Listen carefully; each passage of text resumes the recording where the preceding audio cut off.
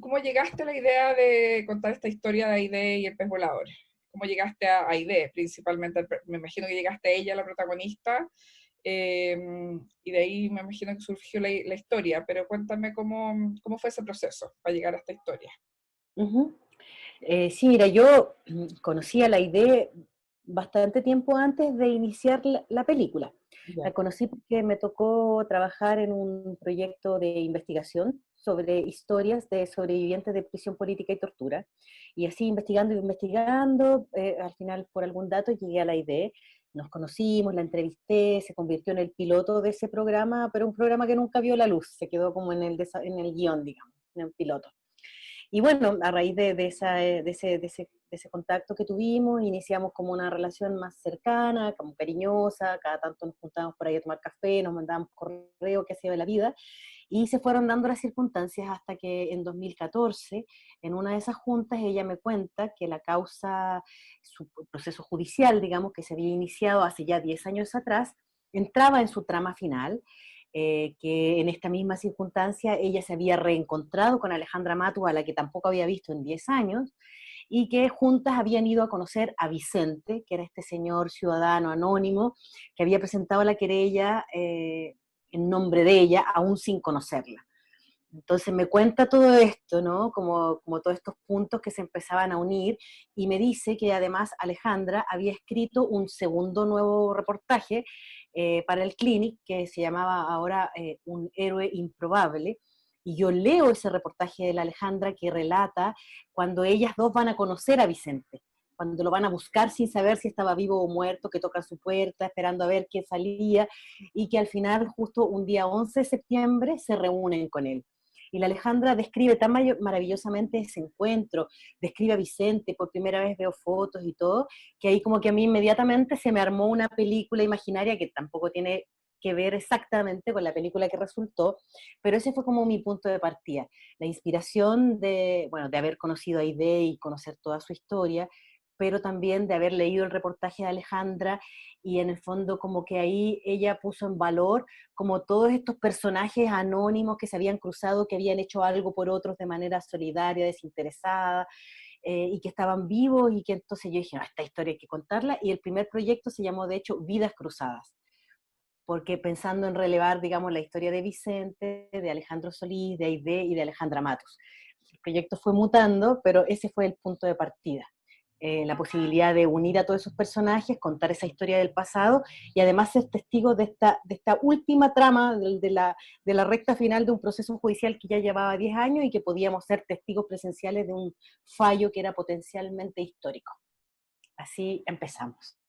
Buenísimo, súper. Ella, bueno, ella es un gran personaje porque aparte que es adorable, así como adorable, y uno se conmueve profundamente con su historia y es súper heavy todo lo que le está pasando porque además ha sido 40 años desde de un proceso súper largo y que finalmente llega el momento del juicio, entonces es súper fuerte para ella y además está con un tema de que tiene una enfermedad, que está con cáncer, entonces que eso también la hace, esa escena también cuando le están haciendo el examen de sangre, creo, o le están haciendo el examen y ella empieza como a recordar las torturas, o sea, es súper fuerte.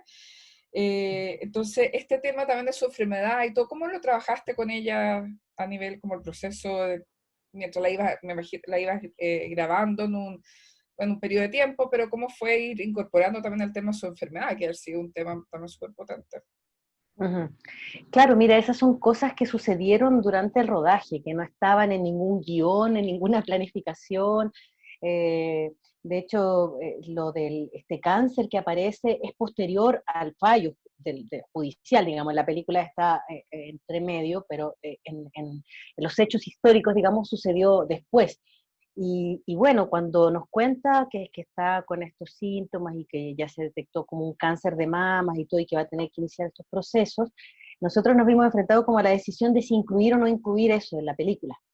Y decidimos incluirlo por varias razones, porque todavía estábamos grabando, porque sentíamos que tenía mucho que ver con lo que ella en el fondo había vivido, como todo este estrés postraumático, todo el largo y desgastante proceso judicial que había vivido, obteniendo finalmente un fallo histórico, pero muy poquito de justicia. Y entonces era como que, bueno, esto tiene que ver justamente con esta memoria del dolor, con todos estos eventos traumáticos que he experimentado en su vida que de algún momento detonan en este cáncer.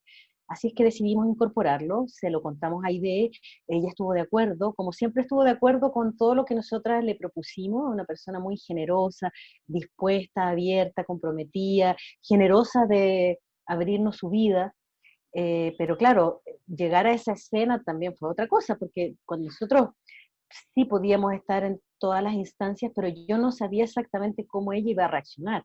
Sí nos había dicho que en exámenes previos, como que ya estaba súper nerviosa, grabamos incluso una sesión como con una masajista, como una especie de reiki, que, porque la tenía muy nerviosa, la sola posibilidad de someterse a estas intervenciones.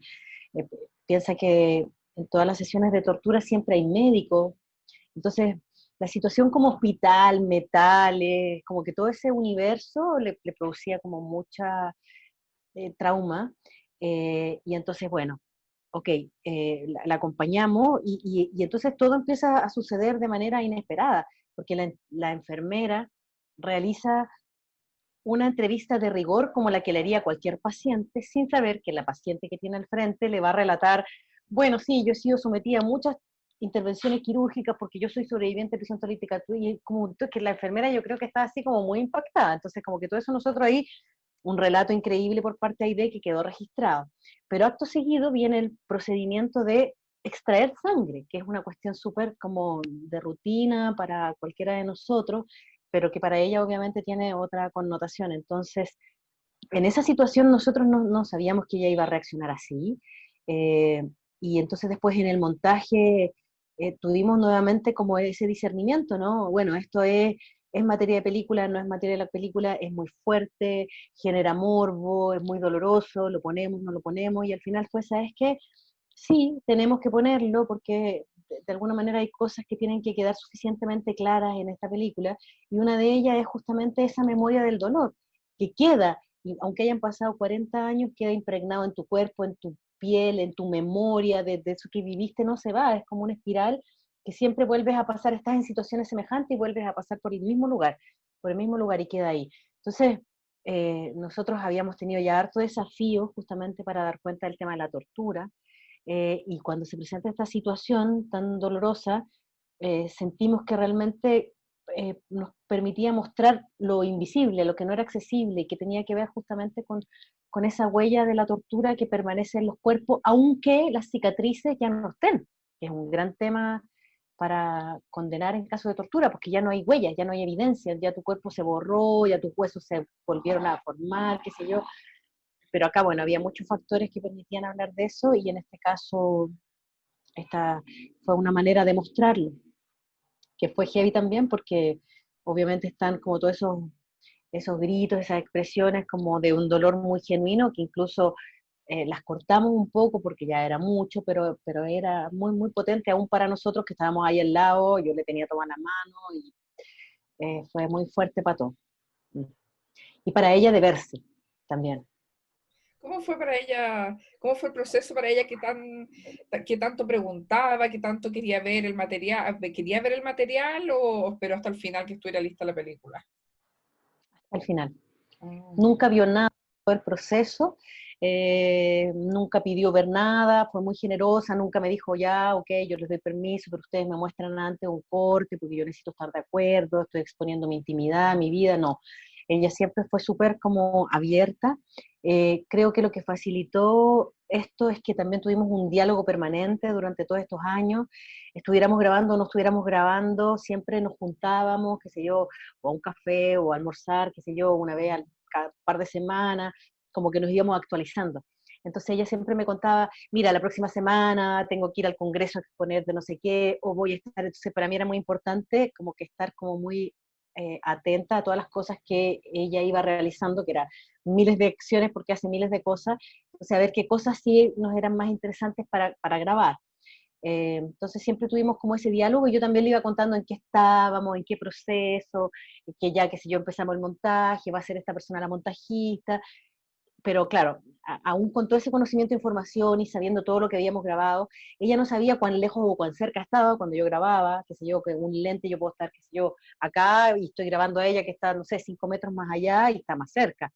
Entonces hay escenas, por ejemplo, como la del cementerio, que es una conversación íntima con su mamá, que parece que fuera, no sé, pues un acto como más performativo, una puesta en escena de que ella como que vaya a conversar con su mamá, pero eso son cosas totalmente genuinas.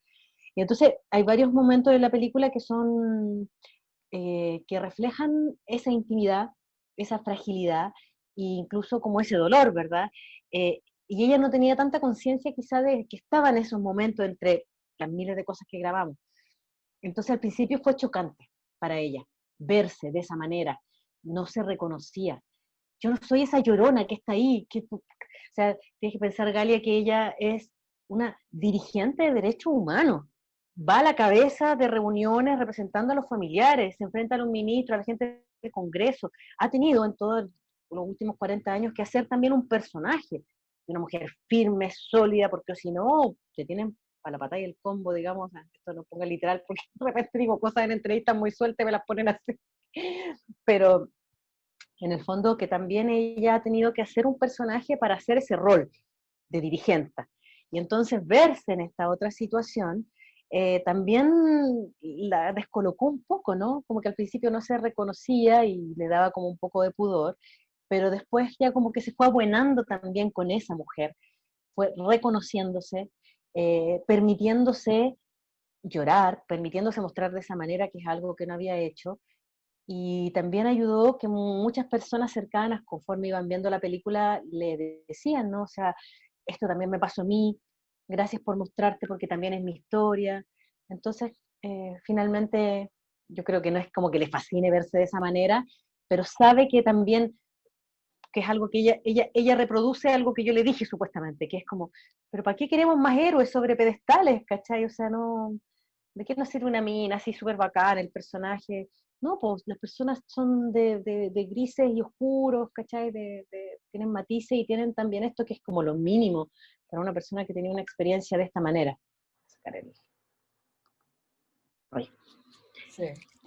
Oye, y también este es un caso súper emblemático también porque ella es la primera mujer bueno, que estando embarazada perdió su guagua, o sea, que tuvo un juicio por la pérdida de su guagua durante las torturas.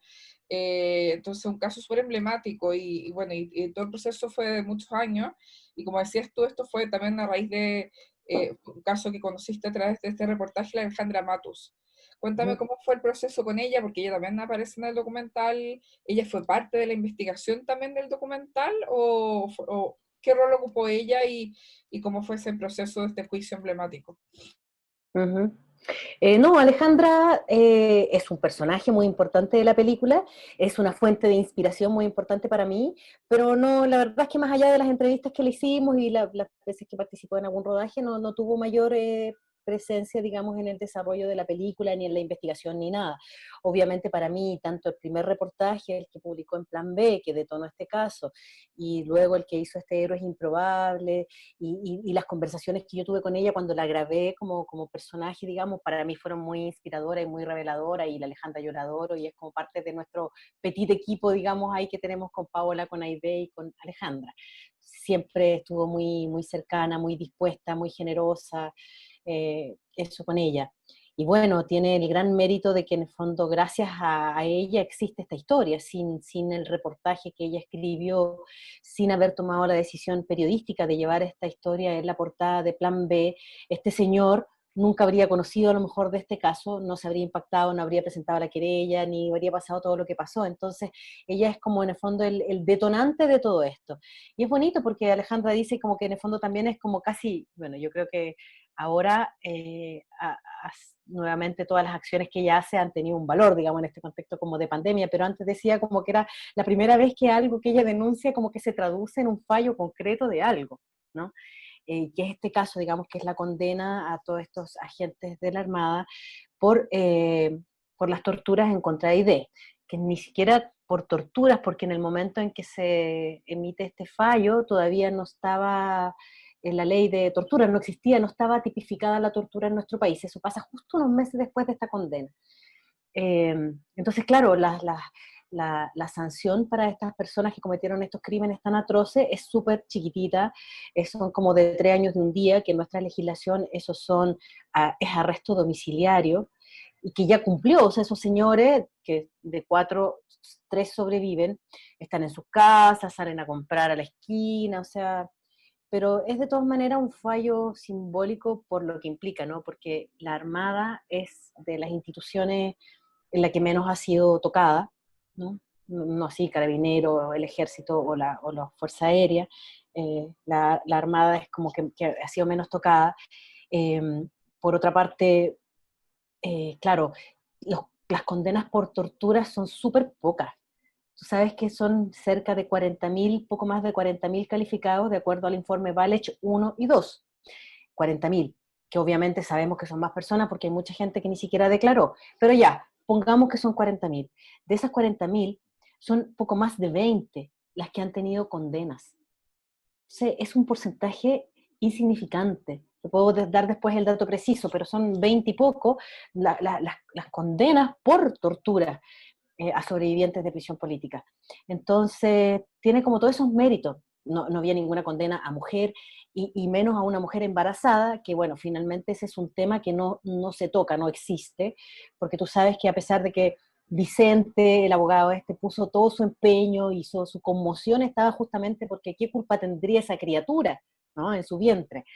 Y finalmente la Corte Suprema no se pronuncia por el tema del aborto, porque como es un bebé que está en gestación, no alienta vida, como no alienta vida, no existe, no es sujeto de derecho.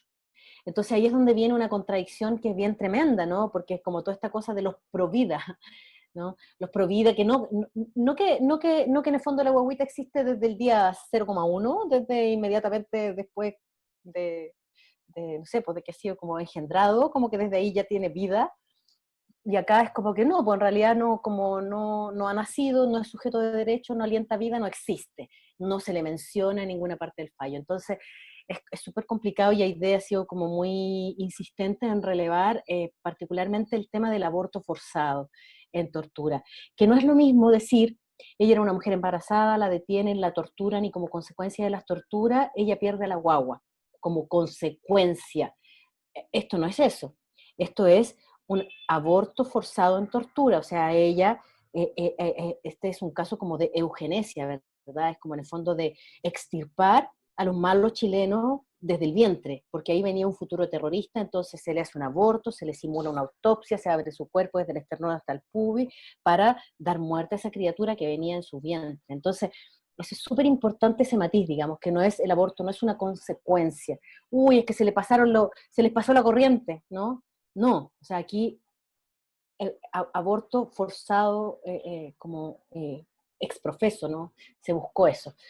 Y eso es una segunda querella que Aide está en el fondo ahora llevando adelante junto con otros sobrevivientes del cuartel Silva Palma, y en este caso es ya por aborto forzado, directamente iban a la Corte Interamericana y esto sigue, y lo bonito es que este documental forma parte como un elemento probatorio de esa nueva causa.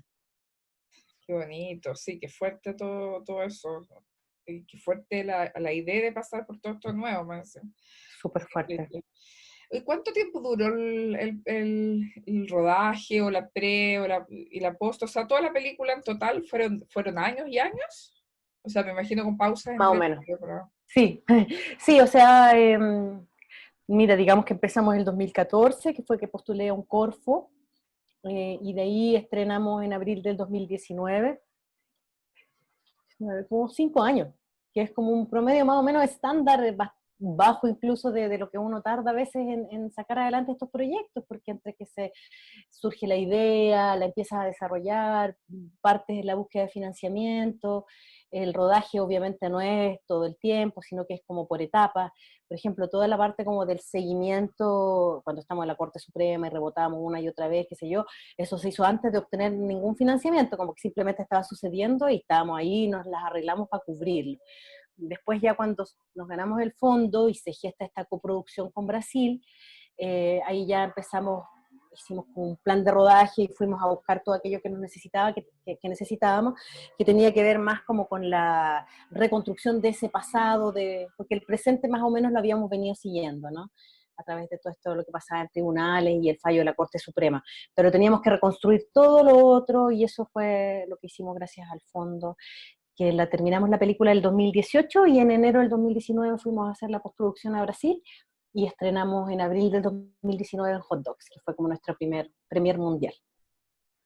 Perfecto, y ahora también estrena, bueno, yo la vi, tuve la oportunidad de verla online en el Red Festi, pero también entiendo que, bueno, hasta como el estreno chileno igual ha sido durante pandemia online, ¿no es cierto? No Sí. alcanzaron a estrenar en sala en Chile. No, porque nosotros teníamos previsto el estreno para, no, era noviembre del año pasado, 7 de noviembre. Y tuvimos estallido el 18 de octubre. Entonces, todos los afiches se quedaron impresos, toda la difusión en redes se quedó ahí en redes, se suspendió todas las funciones presenciales, así que nada, quedó stand-by. En un momento dijimos, bueno, a ver si para el verano, finalmente se pospuso y decidimos ya, como Miradoc siempre va de abril a noviembre, que sea la primera película que abre Miradoc 2020, en abril. Y en marzo, el 15 de marzo nos guardamos por pandemia y se fue todo de nuevo, quedó todo pospuesto, entonces ya era, chuta, suspendimos 2 estrenos presenciales, nos quedamos en 2 casos con todo el material, los afiches pegados en las calles, con todo el material listo. Entonces dijimos, bueno, que vamos a esperar un escenario que más encima en el futuro es súper incierto, no sabemos cómo va a volver lo presencial cuando vuelva. Entonces surgió esta posibilidad a través de Miradoc de hacer este estreno online y dijimos, bueno, vamos, pues lo importante es que la película llegue y también nos hacía sentido que fuera en este contexto que era tan difícil y doloroso, pero que bueno, por 2 cosas, una cuestión práctica que es la gente estaba en sus casas con más disposición de ver películas, como un poco más cierta proximidad con plataformas, pero también por el tema, o sea, piensa que es una película que habla como de los gestos desinteresados, de la solidaridad, y la película está llena de esos gestos, ¿no? Como los de Vicente, y veíamos acá, no sé, pues la gente organizándose para las ollas comunes, como que un montón de temas que nos hacían sentido como en el fondo de relevar esos temas. O sea, y por eso le cambiamos la bajada, que antes era como la mujer que llevó a la Armada chilena a la justicia, y después fue como cuando la solidaridad hace posible la justicia, que otra lectura de la película que tenía que ver con todas estas cosas que tenían mucho más sentido con lo que estábamos viviendo hoy día como país. Perfecto, sí, de hecho te quería preguntar por el tema de la solidaridad, como que los 3 grandes temas de la película son la memoria, la justicia y la solidaridad, ¿no es cierto? Como que lo podrías definir así, como que esos son los temas que retrata la película y como de qué manera, en el fondo, como que entiendo que la película hace un ejercicio de memoria impresionante y que además también hace notar lo que, como lo que decías antes, de todo este proceso judicial que es tan injusto. Uh-huh. Que en el fondo lo visibiliza, o sea, como que en un caso puntual de una persona, pero que es un ejemplo de lo que sucede para muchos casos. Y bueno, y la solidaridad, porque acá hay varios personajes que además apoyan, o sea, la apoyan a ella y apoyan el proceso, y que se nota al final en la última escena con el ritual en el mar, que es maravillosa. Entonces, cuéntame sobre estos conceptos, estos temas que trabajaste. Uh-huh. Bueno, voy a partir por la memoria, perdón, voy a partir por la solidaridad, que es como lo que primero como que nos cautivó, digamos, ¿no? Como estos gestos solidarios, anónimos, desinteresados, que en el fondo que Vicente, este señor, sin conocerla, haya decidido presentar una querella porque le parecía simplemente atroz lo que ella había vivido, era ya una cuestión como muy inédita, era como algo que nadie hace por otros, entonces desde ahí como que nos marcó como una cierta mirada, ¿no? De valorar ese gesto de Vicente, de valorar el gesto de Alejandra, de valorar el gesto como del médico, como que todos fueron haciendo cosas sin pensar en que podían obtener algo a cambio, ¿no? Y que es también lo que Aide ha hecho toda su vida, ¿no? Ella fue una dirigente de derechos humanos y nunca fue como en el fondo con su historia por delante, ella siempre fue en nombre de otros. Entonces ahí la solidaridad, estos gestos anónimos, ciudadanos diríamos también, ¿no? Como desinteresados, como que nos hacían mucho, sentíamos y mucho sentido, y sentíamos que tenía mucho que ver como algo que queríamos relevar, ¿no? La justicia es algo que, bueno, que había sido tan esquivo para los familiares, para los sobrevivientes, y que en la película también es un tema que tratamos todo el tiempo de poner de relieve. Todas las veces que nosotros estamos en tribunales y que se suspende la audiencia una vez, después vas de nuevo, se suspende otra vez, todo eso fueron más veces incluso, ¿no? Ya las ponemos como para que se sienta que hay como ese dispositivo. Eh, Reflejaba como el largo, desgastante que es para los familiares la búsqueda de verdad y justicia. Ahí cae un caso, un dato como súper importante. En el caso de los sobrevivientes de prisión política y tortura, ese informe Valech no quedó sujeto a ningún apoyo del Estado en la búsqueda de justicia. Distintos en el caso del informe Rettig, que es por los ejecutados y por los desaparecidos. Ahí hay una oficina de derechos humanos que depende del Ministerio del Interior y que debe acompañar la búsqueda de justicia en todos esos casos. Pero no es lo mismo para los sobrevivientes quedaron como a la deriva, como que en el fondo si uno fuera sobreviviente de prisión política y tortura y quisieras buscar justicia, tienes que hacerlo por tu cuenta, con tus medios, con tu abogado, un camino solitario, desgastante, a lo cual tienes que sumarle además 50 años de silencio que se impusieron por la Comisión Valech, que impide que en el fondo que los tribunales conozcan tu causa y por interno, ¿no? Sino que cada vez tú tienes que ir a relatárselo a un juez, tienes que ir y relatarlo a otro juez. Entonces, la revictimización es permanente. Entonces, ese es un largo camino desgastante que Aide lo dice en una escena, o sea, como que no sé, teníamos alrededor de 20 años, ahora tenemos sobre 60 años, llevamos 40 años en búsqueda de verdad, justicia. Entonces, lo que el sistema hace es finalmente desgastarte, enfermarte y que te mueras en algunos casos. Aide ha investigado este dato y fíjate que según las cifras como del, eh, del registro civil, los sobrevivientes de prisión política y tortura mueren 10 años antes que una persona normal. Es una expectativa de vida más reducida, como estadísticamente. O sea, estos son números, ¿cachai? Como que lo que dice así, como que promedio 10 años antes. Y que tiene que ver con todo este desgaste también. Entonces, por eso nosotros era tan relevante como mostrar el difícil camino para obtener justicia para los sobrevivientes, hombres y mujeres, pero en particular para las mujeres, porque las mujeres finalmente es todo como mucho más difícil, más complejo, todo lo vivido por ella, el tema de la violencia sexual también está como mucho más tapado, entonces ese era otro tema muy relevante. Y el tercer tema, que es el tema de la memoria, bueno, eh, para nosotros era muy importante situar esta película en el presente, no solo en el pasado. Siempre dijimos que el documental chileno tiene una tradición de documental político y de derecho humano notable, pero que en este caso nos interesaba no solo dar cuenta de un episodio que había pasado, no sé, hace 40 años y que vamos a recontar esta historia, sino que en el fondo esta historia se sitúa en el presente, hoy día en Santiago de Chile, el 2018, el 2019, y que las personas, digamos, no están muertas, están en las calles, tienen hijos, tienen familia, han rehecho sus vidas de alguna manera, entonces, como que, pero permanece la memoria del dolor.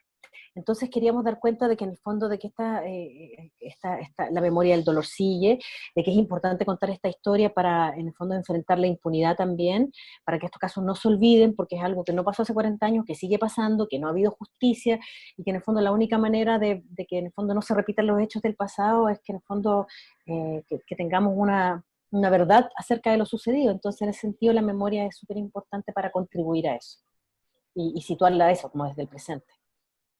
Perfecto. Oye, cuando, o sea, cuéntame un poco también cómo llegaron a esta escena final, la del mar con el pez volador, que es el gran concepto además que lleva el título, que es Hmm. el hijo, que finalmente lo puede como liberar y puede hacer una ceremonia como un duelo en el fondo, después de todos estos años.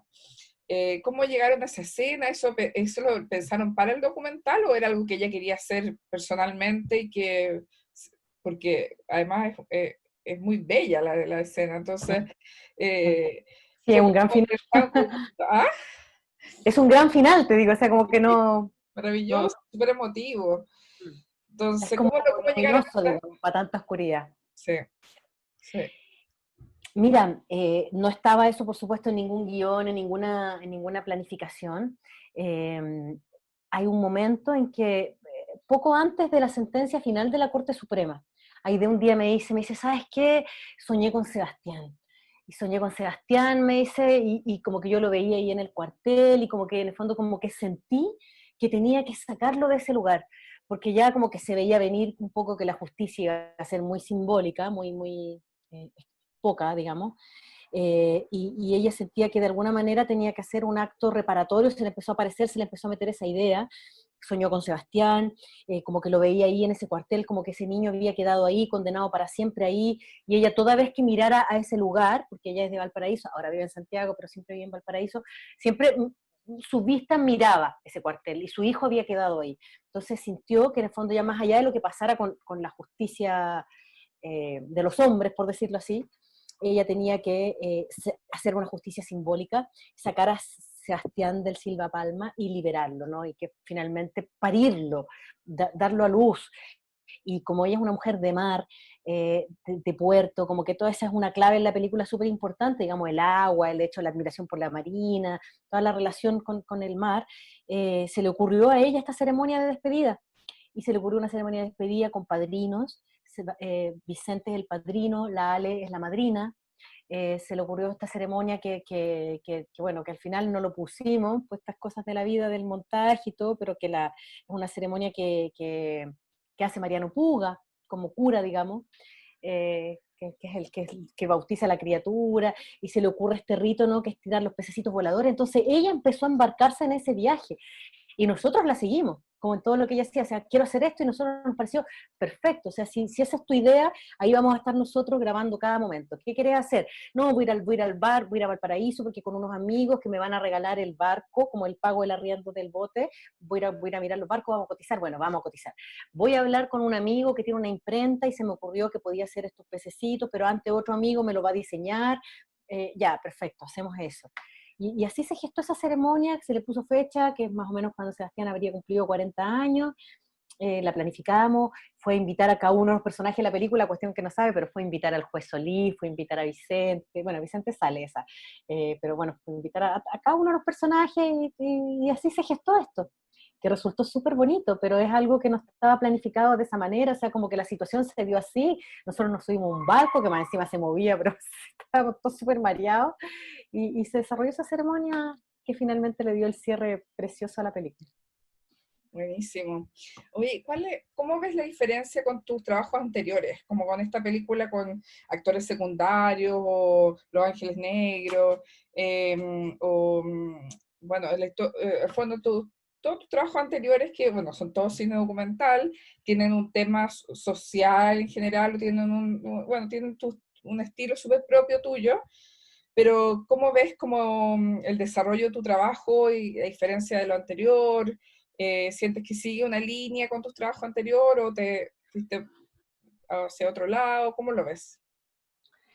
Mira, yo creo que en el caso de Actores Secundarios y Ángeles Negros son películas bien hermanas, porque además son distintas en su temática, pero son muy contemporáneas.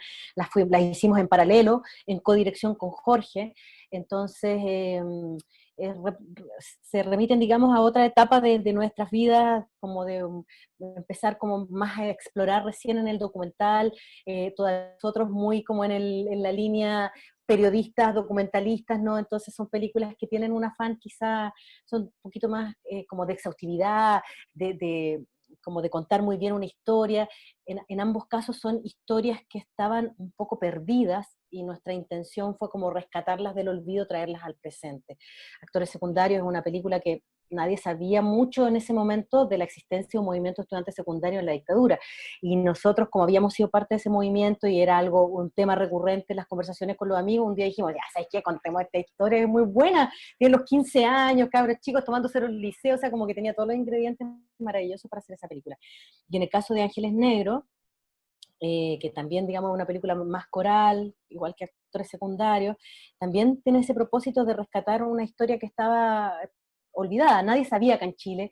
Eh, un segundito que se me chingó un estornudo. En el caso de Ángeles Negros, claro, la banda de música romántica más importante de América Latina, pero completamente como denostada, desconocida, poco valorada acá en la sociedad chilena, pero no así por los músicos. que eran como para ellos referentes súper importantes. Entonces fuimos a contar esa historia, ¿no? También de Los Ángeles Negros, que el Jorge además es periodista musical, entonces venía un poco más de él esa motivación. Y la hicimos, como que dos películas hechas muy a pulso ambas, sin muchos recursos, como en el fondo, ya, hagámosla, por puro placer de hacer las películas. Y después pasan los años, nosotros seguimos juntos con Jorge, pero ahí que decidimos cada uno cómo hacer un poco sus películas que tenían sus intereses personales, y ahí yo empecé a hacer cuentos sobre el futuro, que sí, yo ahí ya tenía una búsqueda, como una intención de búsqueda más cinematográfica.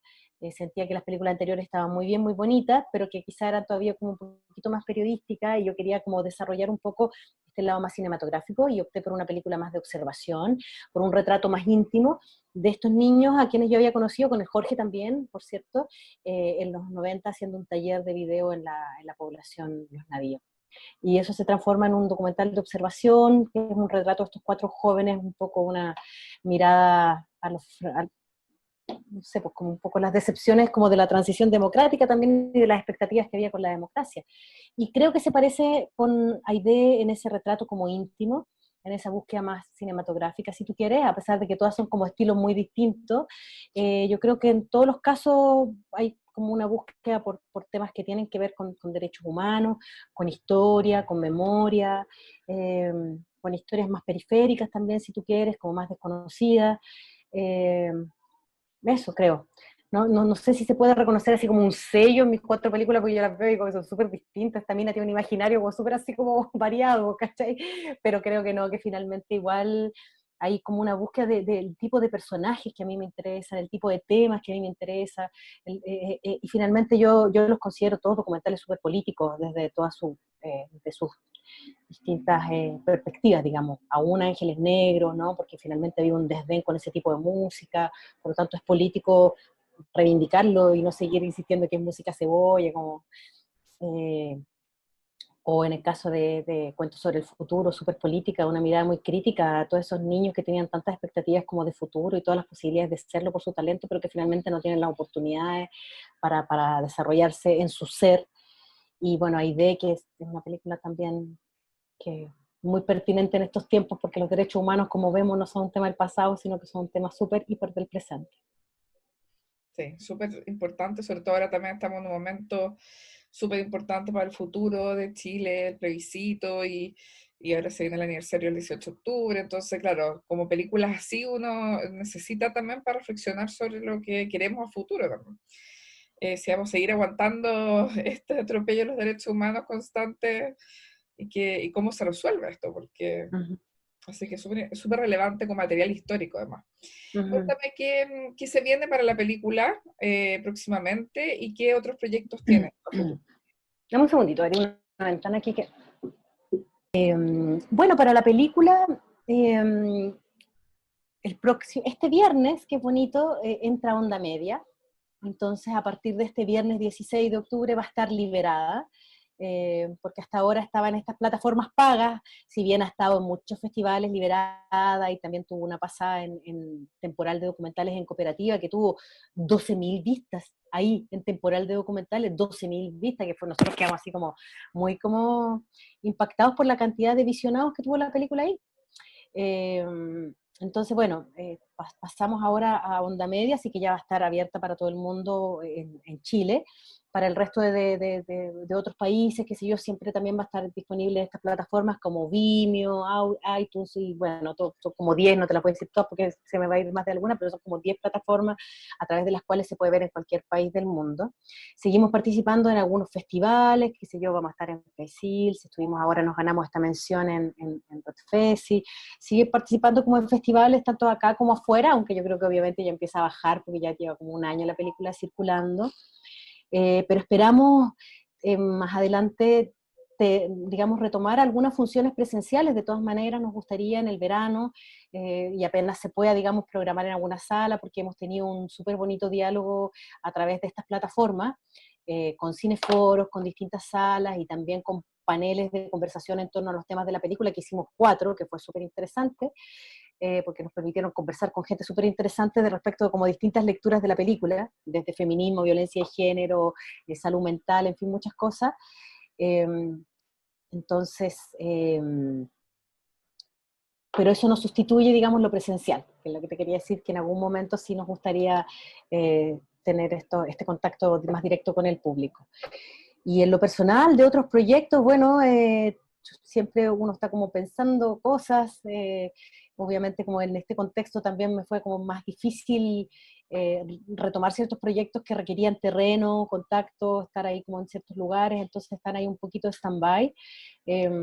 Estoy ayudando, digamos, como en otros proyectos, como desde otros lados que quiero incursionar, más desde la producción y también siempre como desde la asesoría de guión para otros proyectos. Y bueno, y eso, haciendo clases de documental todo el tiempo, así que sigo en esa tecla. Pero no te adelanto más de proyectos porque en realidad están tan verdes todavía que... Súper, buenísimo, muchas gracias, está buenísimo.